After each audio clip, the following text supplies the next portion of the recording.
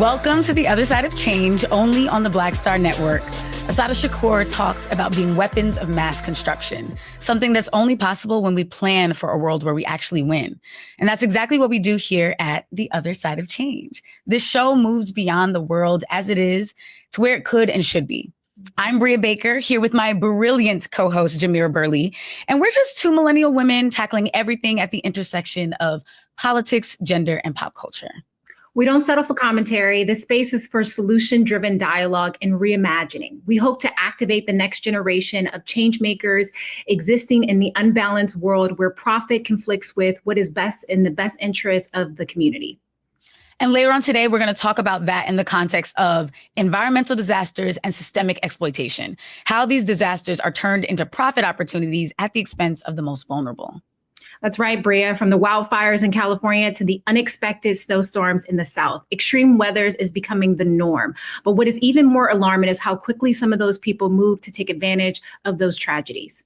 Yeah, 1,000,000%. That's the American way, right? Like taking advantage of how much will like get out of people constantly. It's really obnoxious. Yeah, very much so. Well, let's start with the news because there's been a lot of obnoxious news. What's the craziest headline you've seen this week? I mean, the craziest headline is we've all probably seen information go around regarding the ICE raids. And for those who don't know what ICE means, it's the Immigration and Custom Enforcement. They are, the police of the government to round up folks who are here undocumented. And we've seen raids happen all over the country due to the direction of the president, Donald Trump. And now he's challenging birthright citizenship, which is beyond crazy to me, but not unexpected. Yeah. And that's the crazy part, because what you talked about is like ICE is designed to round up undocumented people, which is its own messed up thing anyway. But these recent raids have also been attacking Native Americans. So it's like, how are you making anyone who is indigenous to this country prove their citizenship? But also birthright citizenship affects Black people. That's actually where it was designed, was the 14th Amendment after the Civil War to give Black people citizenship because we were previously property. So it's just dangerous precedent that's coming with this. I mean, it's also a recognition that America would not be where it is today without immigration, without the diversity of folks from all over the world who come to this country with the idea that they want better for their families. But also a lot of immigrants who come to this country come here because we have decimated their communities elsewhere. And I think that's a reality that people refuse to address. And so whether the reality that we stole this land from the indigenous populations of the Native Americans who were here first, or we forced enslaved folks to build this country, and now we're trying to question their citizenship. It's a prime example that this is an administration of white supremacists who only want a country that looks like them, regardless of those who made this country what it is, which we know are the indigenous and the immigrant population that have come here, as well as the enslaved population.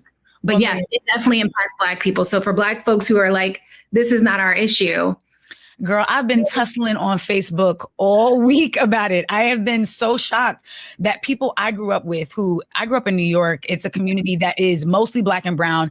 And even the Black folks are immigrants from the Caribbean, from West Africa, from lots of different places. So it's just been wild to get on Beyonce's internet and see Black people, and particularly Black women. Like I've really been a comment section warrior lately because I've just been so alarmed at it. And also, like what you brought up is they're not in defense of all citizens and saying we're going to protect all citizens from the dangers. Like that's just the excuse they're using to get support. But in reality, Elon Musk is he came over illegally, and he also violated his visa. Yes. By here and working during his student visa. So, and he was an immigrant in South Africa too. Let's keep it real. No, Melania. That's the scary part about it all, is that people are assuming that this is about the rule of law, and it's not. It is about rounding as many people who do not look white in this country up and letting people get mixed up in the shuffle. And I mean, there was just a Jamaican American who was just arrested. There was a Native American. There was an indigenous member of the Navajo Nation who was arrested by ICE. There are people who just speak a different language, Spanish, or who are being targeted by ICE. This is not about the rule of law. This is about being very much a racist policy that is trying to round people of color. 1,000,000%. Because if it was about dangerous people, we'd be starting with the white supremacists, the Dylan. We'll be starting with the administration, girl. Right. We'd be starting with them. So it's just alarming. Like, oh, great. You're trying to keep us safe and you're going to elementary schools to do it, like in Chicago and Georgia. And my father-in-law is a principal. So it's just definitely alarming. And people are really learning, like, we have to be very vigilant. And also, if we're saying that these folks are coming over here to freeload, then the question is, why are ICE going to workplaces, right? Why are they going to schools, right? These are people who are contributing to our economy. They're contributing to the culture of our society. And I think we can't minimize the impact that they've made, but also how good this policy is in the long run. 1,000,000%. And speaking of freeloaders, the actual freeloaders are the damn U.S. military and Pentagon, because the other insane headline from this week is that there was this plane crash with an American Airlines commercial jet and then a Black Hawk, which, how much are Black Hawks? This is a military air, right? Yeah, I saw that a Black Hawk could cost anywhere between $5.9 million to build. That doesn't mean that's the operational cost to actually continue it. Right. So in addition to the loss of life from the commercial jet and those who were on the Black Hawk, we're also talking about just money that has been thrown down the toilet, basically, because of the incompetence of the U.S. government. Right. And Trump has been trying to say that the crash was that DE&I is to blame, which it's like mind blowing that they just pulled out DE&I as a boogeyman. But he fired the head of the TSA. He fired the Aviation Security Advisory Committee, and he froze hiring of air traffic controllers, all within his first 48 hours in office. And now is surprised that people are confused on what's going on over there. Like, why was a military plane or helicopter doing a training near Reagan Airport? Like, that doesn't make sense. And we don't have incidents like this. Like, this is not occurring every other day. I think there has not been a crash of a commercial flight on the U.S. soil since 2009. So this is very unusual. And for this to happen a week and a half into the new administration after, to your point, he made all of these extreme cuts and preventing a very prominent institution from doing its job, especially in our nation capital, I think is extremely dangerous. But it just goes to show you that this is an administration that is chaos and confusion. Very unserious, extremely unserious. They're serious. They're just also racist and stupid. So there's that. Right? That part. Sure. Well, speaking of stupid and racist and all of the things, I mean, we've also seen that really play out with a lot of these weather-related madness that's going on, right? Ooh, I mean, what a week. I think if we look at the weather-related madness, as you mentioned, we'll start really questioning what is happening with our environment, especially with the lack of direction that is coming from the administration all the way down to the state level. 1,000,000%. I'm here in Georgia. We've had 2 snowfalls already in this year, and I've lived here for 5 years, and this is the most snow I've seen my entire time being here. It left thousands without power, cars stranded, highways just completely unusable. And then meanwhile, on the other side of the country, on your coast, we've got California still reeling from those devastating wildfires. And like, it consumed media attention for a bit, and then people sort of forgot those fires were just contained. And that's even scary. And when they were contained, it was just in time for this huge rainfall that was threatening like floods and mudslides. So it's just been feeling very apocalyptic. Yeah, and it's the same story every single time. Like, too often we look at these incidents in very isolated moments, right? The wildfires or the snowstorms that are happening in Atlanta. I didn't even know Atlanta could get snow. So seeing some of the images reminded me of like the 90s in Philadelphia when we had these huge snowstorms. So the idea that the South is now experiencing these extreme weather threats, I think is really, really devastating, because all of the families that are losing right now, right, because of the lack of government assistance and the lack of government direction that is preventing them from being able to properly prepare for these type of devastations. Yeah, 1,000,000%. Even what you just talked about, because again, growing up in New York, I'm used to big snowstorms, like 2+ feet. Atlanta got like 3 inches both times, but it's the lack of infrastructure. There's no there's no support for actually getting out there, clearing those roads, making sure that people can get around safely. But then you're still mandating that they're coming into work. They're keeping people from working from home. There's no public transportation investment here, which is also by design. So it's very alarming. And I feel like that's what we're going to unpack today, is how these disasters expose those systemic inequalities and lead to what's known as disaster capitalism. And I mean, I don't love to give a white woman credit for coining something, but I do think that Naomi Klein did coin the term disaster capitalism in her book, The Shock Doctrine. And so we're going to get into that. And this segment is where we're going to pick apart the headlines, though. What are they getting right? Where are the gaps in news coverage? And Jamira, you and I can offer these headlines. Yeah, mostly what they're getting wrong. What they should be, right? Like, let's remix some of this and be like, yeah, revise, cross that out, white out, all of that. Yeah, that's so true. I think the one that really stuck out to me is there's one headline that came up in CBS News that said, for many who lost homes in Los Angeles fires, insurance won't cover entire costs of rebuilding. The reality is those insurance companies have been taking premiums from those families for decades, right? Mm-hmm. Requiring them to have insurance. And now all of a sudden they are picking up, closing up their wallets and leaving the state without any repercussions. And so that for me just goes to show you that this is a prime example of like, just, the transfer of wealth and in the lack of government accountability for those insurance companies who were required to operate and now all of a sudden are not, fulfilling their end of the bargain. Like, I want my money. I would want my money back if I've been paying into these premiums for years, only to be told that actually you're not getting anything. Or you're not getting it's my money and I need it now. Like, for real. That's exactly where I'm at. I think it's just also, as you said, yourself from I'm aging myself, JG. But actually though, it's like insane for you to collect the money and then be like, what money? You rebuild, huh? Like, sorry, I'm somewhere on vacation. It's also been alarming because there's a death toll. And I think there's been a lot of attention on property destruction, rightfully so, because people are losing everything. But there is a death toll that has risen to 29. That's dozens of people who have lost their lives in these fires, let alone all the people who have lost their primary homes. And yet Page 6 ran a piece that said all the celebrities impacted by the Los Angeles fires. And it goes down the list, naming people like Paris Hilton and Bella Hadid. And again, I'm not going to say that anyone, who loses their home isn't feeling grief around that. Mm-hmm. But I mean, there are some people losing one of their homes, and there are some people who are losing a home that is housed multiple generations of Black and brown people. And we're just centering white celebrities when there are people who are not going to be able to bounce back, who are not going to have some big project next year that's going to make it all up in one sweep. Like, there's real loss here. Like, a Black Air Force vet was just running for his life towards what? Who knows? But like, where are those stories? Why are we so focused on A-listers? Yeah. And it's also it's pretty heartbreaking because a lot of those, we know that one of the ways to build wealth in this country is through home ownership. And we know a lot of folks who lost their homes, particularly in those Black and brown communities, have had those homes in their families for generations. Yeah. This might be the only plot of land that they had to their name. And to watch them lose their homes and the lack of coverage of that, but then more importantly, seeing all those folks who are trying to come in and sweep in and buy those homes for pennies on the dollar, it sucks, right? Because now not only are you out of your home, you can't even go to work. Right. What is your children's schools may be non-existent. Right.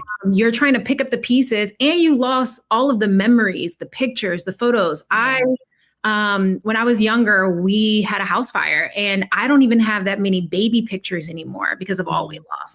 So I can imagine so many folks who have nothing else, have nothing to call their own. And all they see on the media is celebrities who, to your point, are maybe this is their second, third vacation home, and they'll be able to rebuild overnight, right? They're not going to be the ones truly impacted.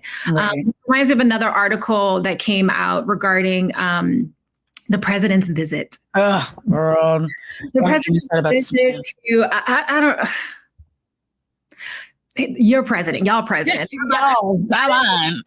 Not my president. He visited parts of LA. So LA Times ran a story talking about how the president Donald Trump toured this Pacific Palisade fire devastation, but did not go to the predominantly Black and brown neighborhoods intentionally further marginalizing those communities, and not drawing awareness to the fact that they were lacking the resources and tools to be able to rebuild. So. Yeah. Yeah, that was really, I mean, I saw a video of Attorney Ben Crump hosting a town hall, and there were just Black elders just sobbing and crying, like, we are waiting for relief. Who's coming for us? And I've seen an outpouring through like GoFundMe's and things of that nature, but we shouldn't have to crowdsource when this federal government, to collecting our premiums. You collect our taxes every year swiftly, okay? And if you don't, we would get arrested. With haste. Yeah. And then when it's time to do something, it's like, sorry, I can't go everywhere. I can only visit the rich people, which is really frustrating. So yeah, that headline definitely needs to be shifted. It's not that Altadena residents feel forgotten. They were forgotten. They were invisibilized. They were ignored. And you brought up all of the systemic racism that a lot of these Black elders had to survive to even get those homes, the redlining they had to survive, the employment discrimination they had to survive, all to buy these homes that are their version of the American dream, and to have it literally burned to ashes before their eyes, and then have to turn around and beg the president to even stop by, even pay attention. To see that they exist. Yeah.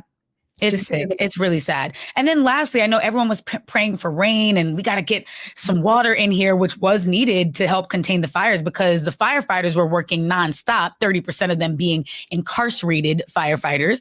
But then it was wild, because then the rain came and it was like flooding and mudslides. And so it's just very alarming what is happening in California, and that the climate scientists and the climate activists have been sounding the alarm that this is a state that is really in need of deep rehabilitation. Like it's dry, but also cannot handle water.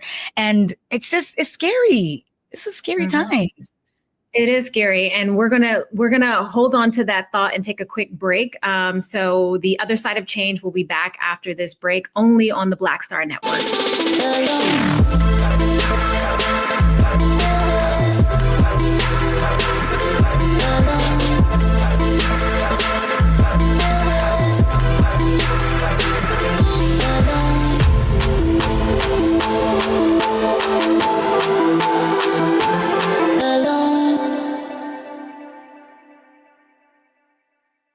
Hello, I'm Isaac Hayes III, founder and CEO of Fanbase.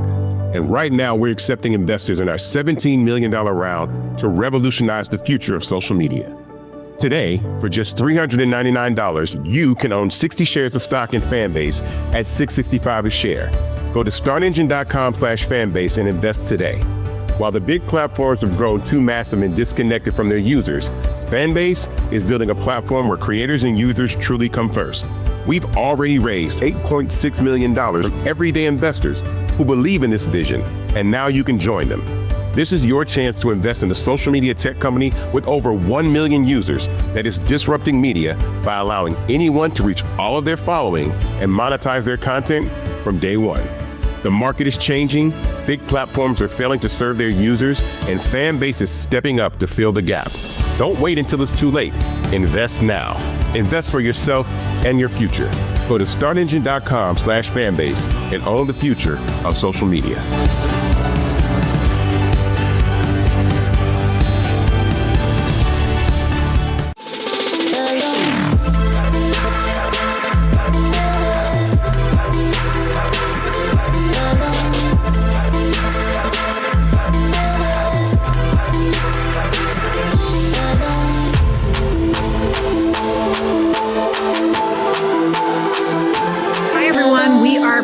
On the other side of change, only on the Black Star Network. You know, before we took a break, we were discussing the LA fires, but also the the climate that is happening all across the country, the extreme weather that we're seeing both on the West Coast where I'm at, but also on in the southern side of the state and southern side of the country where Brea is. And I want to talk about disaster capitalism, which you brought up earlier in the show. You know, disaster capitalism thrives on crises. Landlords will hike up the prices, corporations will buy out and burn down communities, and longtime residents are now displaced, right? They have nowhere to go to be able to rebuild, to recuperate what they lost, or even to find a safe place for their families to sleep. Many of these folks are either sleeping on their loved ones' couches, are finding brief rentals. Some of them are sleeping outside or in their cars. So it is extremely, extremely dangerous times. And one stark example of this is the hands-off, I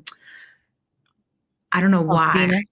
Altadena. Yeah. Altadena movement that is happening in California, where families are fighting back about these predatory investors that are coming in, trying to swoop in and take up their properties. What are you hearing from folks? Yeah, I mean, disaster is big business, unfortunately for us. But yeah, I have a few friends who, you know, my good friend Kimberly Bolton, her family has lost 6 homes in that area because she has a lot of aunts, uncles, parents who are all living in the same community who have done that for safety, who is saying, let's build community with one another, live close to one another. And now we had to all watch our houses burn with one another. And it's really scary. It's heartbreaking, but it's also inspiring because these communities are resisting, they're resilient. It's a reminder that resilience is not just about the rebuild, but about making sure that people know Altadena is ours. You can't take what is rightfully ours. And that has been beautiful. Another person is Brea Baker, who is the creator behind Smarter in Seconds. And she is also a beautiful author. Her family lost some homes there as well. And so they have multiple generations, nieces, nephews, uncles, grandparents, all staying in the same home as they wait for a rebuild, which who knows how long something like that actually takes. It takes years. I mean, if anyone has ever seen anything built anywhere, right, you have to go through all of these governmental red tapes. You have to, one, be able to hire the staff to be able to do this. And when you have this much devastation, to your point, we don't know how long it's going to take. I also think it's really important to note that many of the folks, particularly in those Black and brown communities that lost homes, these are people, consider even Blair Imani, these are people who are providing services and resources to other people. Like many of them lead organizations and nonprofits that do services to those communities. So those nonprofits and organizations are also feeling the impact of that. And this is not just about housing, right? This sits at the intersection of race, class, climate justice. What happens when rebuilding efforts excludes those people's, those stories and those communities from being able to fully be able to thrive again, especially as they're dealing with these predatory investors that are whispering in their ear, telling them, hey, if an insurance company leaves your state, maybe you should sell. What? That's not how it should. They should have never been allowed to leave in the first place. 1,000,000%. And I think the scariest thing is if that's how bad it is for people who are homeowners who own the land that the house sat on, then imagine for those who are renters who don't own any of their housing, who are at the mercy of the rebuild of the developers and the management buildings who own their spaces, or even for people who depend on these spaces for employment. What happens to farm workers who are picking and growing our food, and we're doing so with masks on because the smoke is still in the air. I mean, they've been giving out these warnings around what the air quality is going to look like for the next several months, because you're not just, we think about it. It's yes, people's houses are burning, which means plastic is burning, steel is burning, brick is burning, wood is burning, trash is burning, chemicals are burning, cars were burning. To have to breathe that in, it's scary to understand. Okay, even after people rebuild their homes and have their schools and community spaces rebuilt, their health is going to be affected for much longer than probably is going to be tracked. And I remember this as a New Yorker after 9/11. People were not breathing right. And there were later suits around the air quality and improper warning for people about how they should be protecting themselves in a state and in a city that just was banning masking.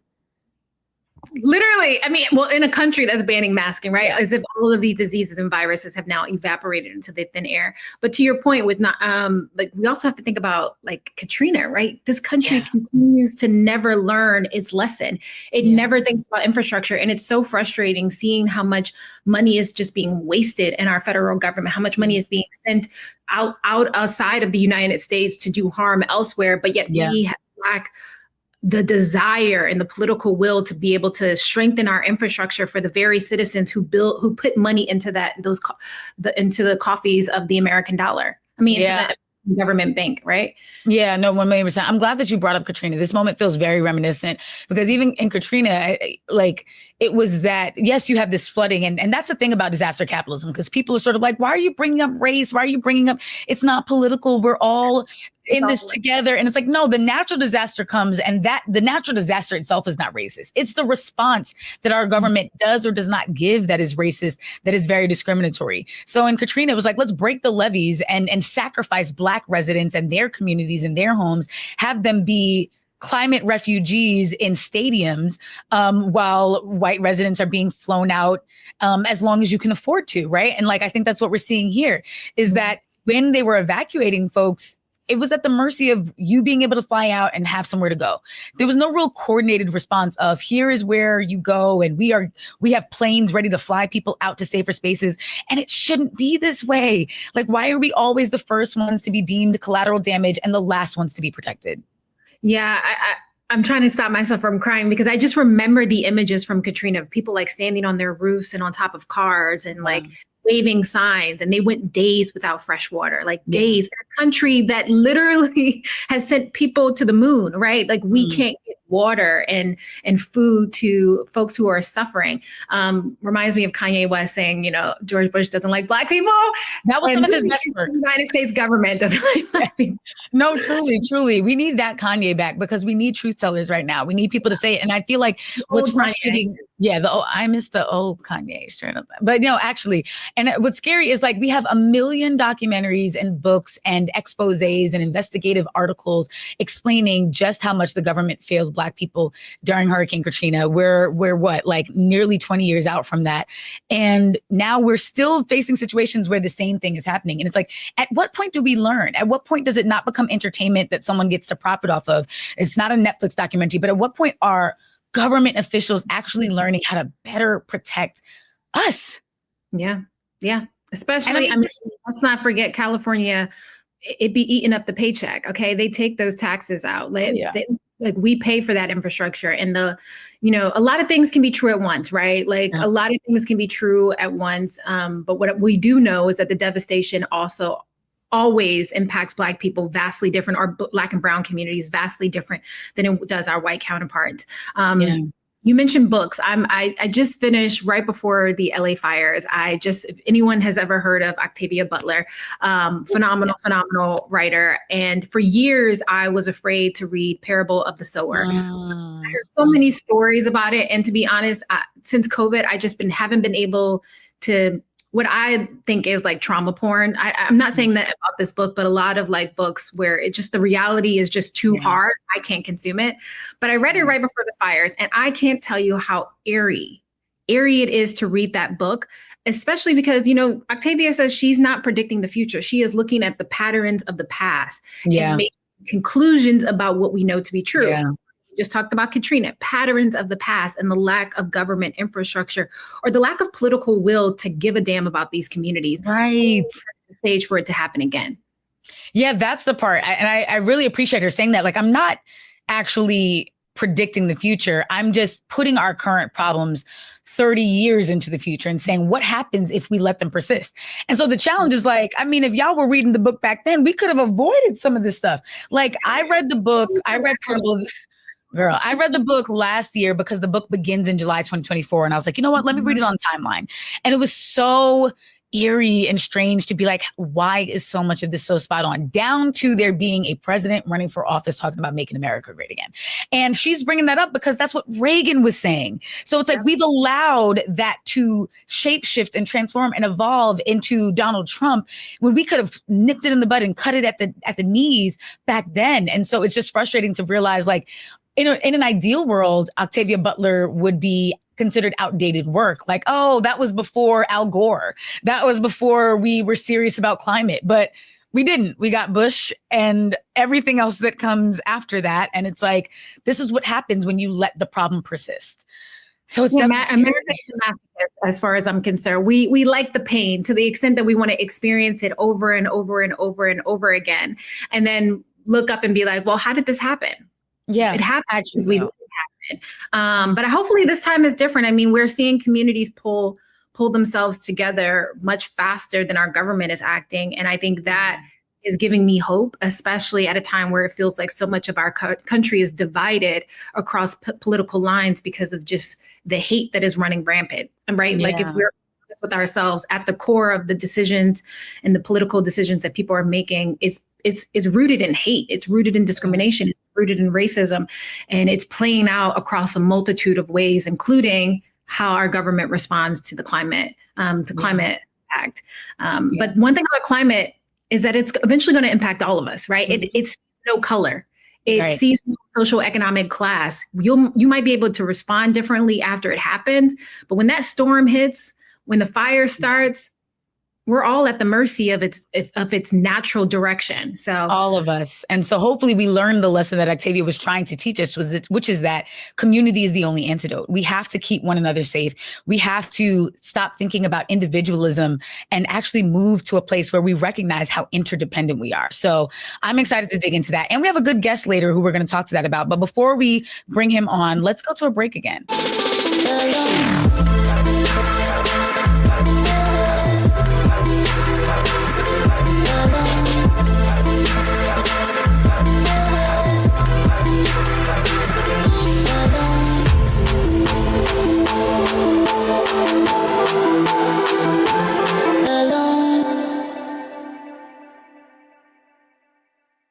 What's up, y'all? Look, Fanbase is more than a platform. It's a movement to empower creators, offering a unique opportunity for everyday people to invest in Black-owned tech, infrastructure, and help shape the future of social media.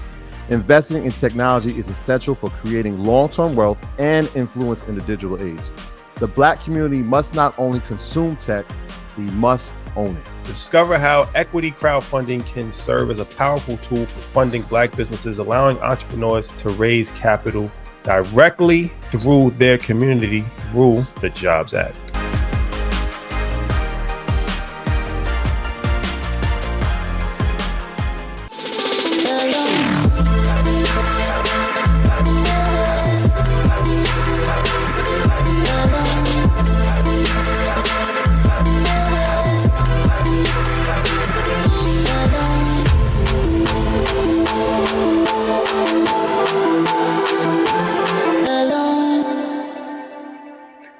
We are back with The Other Side of Change, only on the Black Star Network. So before we went on break, we were talking about the climate implications that are happening all across the country. And to help us understand this moment from a bird's eye view, we have our friend and colleague, Dorien Paul Blythers, to help us really discuss and get into the nitty gritty of this. Dorien, is not only a handsome man, but he also is very qualified to talk about this issue. He is the former Deputy Chief of Staff for Operations at the Environmental Protection Agency, the EPA, and entered this role with a decade of experience of electoral and issue-based campaign politics. Dorien previously served as the Public Engagement Program Officer for a Climate Action Campaign, and he is now the CEO and founder of Good Rebel. Welcome to The Other Side of Change, Dorien. Thank you for having me. It's good to see you, Jamira, and Brea. Thanks for inviting me into this conversation. Yes, I'm so excited. And I feel like we got a good freckled light-skinned sandwich for you, Jamira, too. I know. I'm really happy to be in. We appreciate it. Dorien, I was chatting with you during the height of the LA fires. And I say height, it's still going on, unfortunately. But I remember you showing me like the outside of your balcony. Can you tell us a little bit more about like your experience of what is happening, one in LA, but also what is happening regarding climate change in general across the United States, but also the world, right? We just saw the US pull out of the Paris Climate Agreement. So what are those implications that you're seeing? Absolutely. It's fascinating that this all just happened 2 weeks ago. I remember the night of the the night that we had that conversation, I was on my balcony, and at this point, the Palisades fire had already been burning. The Eaton fire, where the community of Altadena is, was also burning. But we saw with those extreme wind events, those Santa Ana winds that come in off the mountains, there were literally little fires everywhere all across Los Angeles County. I live in Thai-Town, which is just on the edge of Hollywood, and a very popular hiking destination that some of your favorite influencers hike all the time caught on fire. And that is right here in the heart of Hollywood. We had a fire situation where nearly 100 acres were burning. But for the first time, I had to consider what it would be like to actually leave my house, to have a go bag packed and ready to go. I could see a small orange glow that began to increase in just a matter of minutes. And funny enough, I was actually hosting friends from other parts of the county that were escaping fire to only have to, evacuate here from Hollywood, and find another place to go for the night. But what I realize is that, we are in the climate collapse. So for climate activists and organizers like myself who have been talking about these issues as something that is looming or something that is coming, it is absolutely here, and it's been here, and we're going to see that happen. As you stated earlier, in communities across the country, these extreme weather events are becoming more disastrous. And it's so important to contextualize that it is Black and brown communities that are often hit first and worst. And I'm not just talking about, physical property in space. I'm talking about the impact of the fallout of these disasters. There's certainly loss of life that we're seeing. The highest number of casualties came from Altadena, right? Another historically Black community. But also when we think about, what happens after the fires, there are so many people, thousands of people who are out of work in both the Palisades community and Altadena, right? There are thousands of people who are now displaced and considering what they can do with the $43,000 that they're eligible to receive if they qualify for it when applying through FEMA. That doesn't go very far in California when you've lost your vehicle, you've lost your home, maybe you've lost your job, right? We're still learning about the stories that are happening. And it's important for us to, talk about this in a global context. I'm happy that you raised that, because when we think about who climate refugees are, who folks are who are often on the front lines of just the pollution that causes these disasters, but also the fallout from the extreme weather that climate change exacerbates, it's people that look like us. It's Black people first, right? It's brown people. We look at island communities who are experiencing, hurricanes that are larger than they've ever been. This is something that we're experiencing as a global society. And it's important that we get this right now as we kind of shift from, the long-held conversations on mitigation to adaptation. How do we live while these things are going on? And how do we rebuild and have resilient communities that allow us to still live with dignity in these really scary times? Yeah, I'm so glad that you said that, because especially that global context. People don't think, when they think of the terms climate refugees, that sounds like something in the third world, which I don't even use language like that. But that's we are the third world, right? We in a Gucci belt. That was me 2 weeks ago, right? We never think it'll be us until it's us, and then you're the one thinking, what do I put in the book bag and what's worth taking? And seeing people making split-second decisions of, this is the only photo I have of my mother, or this is my child's memories, or whatever. I can't imagine. I mean, it made me and my wife get really serious about, we have to get our to-go bags ready, because we certainly don't have infrastructure down here if something really hit. And people always think, well, I don't live in a community like that. And that's what a lot of people think until it hits your community. So it's definitely so scary. I mean, when you think of this rebuild, what is just and fair when it comes to rebuilding Altadena with Black and brown residents at the center? What needs to be considered that maybe people are not talking about or are only talking about in little whispers, but not on a mainstream scale? Yeah, I think, I don't know if you all saw that viral Instagram video that went out. There was a young woman named Shelly Bruce, who happens to be a friend of mine, who grew up here in Los Angeles. And she's making, kind of this desperate plea and appeal to all of her followers and everyone who's paying attention around the world on Los Angeles, that like, especially Black folks who she's speaking to, she's like, we are going to make these communities whole again. The Altadena wildfires didn't just destroy homes. It put an entire Black community at risk of permanent displacement. And this is a community that was built on the backs of folks who, were seeking home ownership and economic prosperity because of redlining, right? They were pushed to Altadena and made it a safe haven of activists and artists and professionals who had worked very hard to build this community from the ground up. So when I think about making this community whole, I think first, in any context, it's important for us to allow those communities to first speak for themselves. I was so happy to see, Shelly talk about her family. I was so excited to see, viral, influencers and artists from Altadena, people like the celebrity vocal coach Stevie Mackey, right, who's from Altadena, talk about what his family was going through in that over these past few weeks. But first, I think we're going to have to pause and acknowledge that Altadena will never be the same. Altadena, as it was, will never be like that again. And it's going to be on us to, to steal from from a former boss and president to build back better. We're going to have to do that and be mindful of how we first stop, the stem of, we need to stem the predatory practices that are actively kind of lurking and waiting to pounce on the economic opportunity that is an entire Black city that's been erased.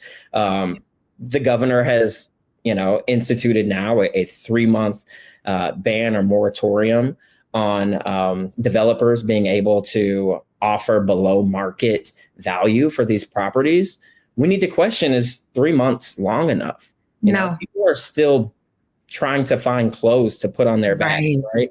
People are still looking to, get back in their doctor's office and to get their kids back into school. To think that they are having to also contend with, the vultures, right, which is capitalism, coming to profit off of their pain, is the first thing. And there are a number of different things that I think we can do. You all talked about Katrina earlier this episode. And we know that there are a lot of mishaps for how, the lower Ninth Ward, was rebuilt. But we need to be asking questions about, like, what does a buyback program look like, right? If the state of California or if LA County is able to purchase these properties at market rate, and then to hold these properties for these families to be able to come back when they have the resources, right? Those are the type of questions and conversations we need to be having, so that we can retain, that safe haven that they've created over, nearly a century. Yeah, and I think the thing that's being lost in this shuffle right now is this idea that, in addition to the fires, there's the economic implications of the moment, right? We know that last year there was an 18% increase in homelessness across the country. We know that unemployment is on the rise. We know that many tech companies have been laying people off all across California. And for this to happen in the midst of that, as well as we see so much is happening with the tariffs and how that's going to impact more jobs, right? So the fires is one thing, but people's livelihoods across so many different issues are being, like, the pressure is being put on them, and they're not in a place, to your point, to make decisions about the long-term implications of their property, while in the midst of trying to find clothes and food to support their families. It has to be devastating. From what you've seen, I mean, we've talked about this earlier in the show as well, like the community response, like communities are almost showing up much quicker than government agencies and institutions that are supposed to be prepared for devastating moments like this. How do we sustain that kind of momentum long term, knowing that there's probably going to be more devastation that will continue to happen because we're not making the right decisions regarding climate change, especially during an administration that seems almost hostile to even talking about climate change because maybe he thinks it's a part of the DEI strategy? I don't know. That's right. I think that, while this has been just a tragic couple of weeks for LA and for the country, I've also, as someone who has been in LA for 2 years now, seen the best of who we are. And it's actually young Black millennials that I've seen step up and lead on the recovery and restoration efforts. That has been so inspiring. So, I mentioned Shelley Bruce. She has an organization called the Heart Department. And this organization is literally taking up space in and around in the surrounding communities in Pasadena and Altadena, so that folks can come in and get things like counseling services so that they can practice in, breath work and movement, right? They're looking at the whole person that's been impacted by this. And then I think of folks like Etienne Maurice with his organization, Walk Good LA, right? Which also has been providing direct services, but taking that a step further and saying, like, we need to make sure that people are whole mentally, socially, and emotionally in this time, because restoration is not going to happen overnight. And us coming together and taking care of one another, the collective, I think in the immediate term is one of the most important things that we can do. And there's been an outpouring of people who have been volunteering and showing up. But in a disaster, in any disaster, there are a few things that we know that we can do. The first thing is to show up, right? So that's volunteering with organizations like the NAACP, right, who are providing advocacy avenues for folks to show up and speak to our representatives here locally and at the federal level. They're also working with attorneys in the legal community and making sure that these families and communities have representation. So showing up, right, is one thing that we can do, using our own labor, our bodies to respond to this. The other thing that we can do is fund it. For those of us that do have resources to donate or to contribute to these organizations, be it dollars or other in-kind resources and services that we can offer, Black and brown organizations that have historically been underfunded are going to be under even greater strain during this disaster. The next thing that I would say we can do is what we're doing right now, which is speaking up and utilizing our platforms to talk about these issues and to educate the public. When the president of the United States spends hours on the other side of town talking to residents in the Palisades, but doesn't mention by name the city of Altadena, which is in LA County, we know that it's incumbent upon us to take our own platforms and to utilize them to do the work. And I know that folks are tired coming out of November, and these last couple of months have felt like a year in and of itself. But for everyone waiting for the cavalry to come in, for the Democrats to come in, for Kamala Harris or Barack Obama or whoever to come in and save the day, my message to folks is that we are the cavalry, and it starts with us. The other piece that I think is important for us to do, so it's showing up, right? It's funding it, it's speaking out, and it's also fighting back. There's a lot of misinformation and disinformation percolating online, in mainstream media, coming out of the White House. We've got to call that out. And we also have to roll up our sleeves and decide what part of this elephant we're going to focus on and just be diligent about accountability, about calling out bad actors, and about asking for more, right? So whether that's the governor and extending this moratorium on, the offers that can be delivered to these communities for buying their homes, whether it is Congress, who hasn't done anything yet. I don't know if folks realize this, but there has been no federal aid bill delivered for the state of California yet. Mike Johnson, the Speaker of the House, said that he thinks that there should be conditions placed on the aid. That to me is indicative of where we are, and it starts with us. So speak out, fund it, show up, and fight back. That's where we're at. Yeah. Oh, we are the cavalry. I want that tattooed on my forehead. That's so real. It's so yes. Right there, right? Waiting for. No, legit. We're not coming. And I think it reminds me too to go back to Octavia Butler, but there is a bookstore, Octavia's Bookshelf, in Altadena, very close to Octavia's adult home. And the founder of Octavia's Bookshelf, Nikki High, has also opened up the bookstore to be a refuge. They've been doing mutual aid. They've been housing people. They've been collecting donations and disseminating. And it just reminds me that we can always come together and do the thing that needs to get done faster than the government with red tape. And we have to be the ones doing the thing that needs to get done. So I just really love that you said that. But then you brought up something that's making me a bit nervous, which is we have to be wary of the misinformation and the disinformation, which feels like it's going to be even harder to do when all of the tech CEOs are fleeing from the responsibility to field and moderate that on their platforms. I mean, Zuckerberg, obviously Elon Musk. So it's like, do we stay on these platforms and continue to sound the alarms? Do we need to be doing this outside of the context of these digital spaces? Like, where does digital strategy and digital spreading of information fall into where you see as this need to be speaking truth to power?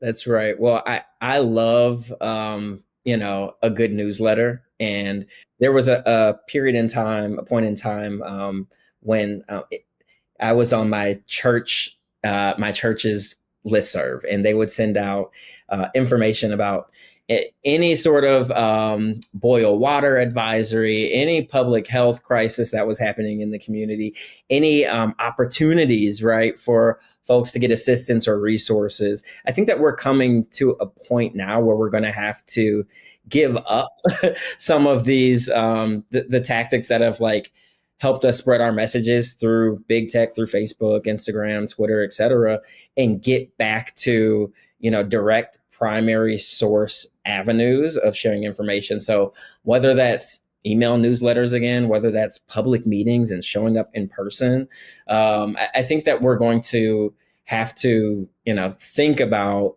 the most basic organizing principles that gave us the freedoms that we have in this country now, in resorting to those efforts where, the algorithm can't impact, what's being said, where we can't be suppressed. And I think that it's a both and approach. I know that, when I think of my aunts and uncles that are on Facebook, I don't think they're going, anywhere anytime soon.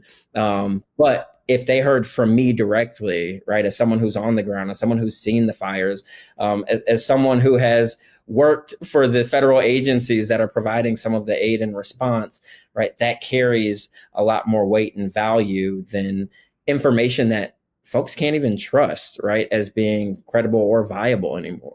I think we've got to return back to those principles. Yeah, it has to happen on and offline. It's the reminder that for many of us, millennials who are online, chronically online, like I am, we are oftentimes the biggest source of information to our relatives. So anytime we see information, we consume information, we should be asking questions like, why, how, when, is this true? Should I check another source? Because if we're sharing bad information, especially if we have large platforms, we can do more damage than good. And so it's constantly questioning the information we're consuming with a recognition that it's going to be exhausting, right?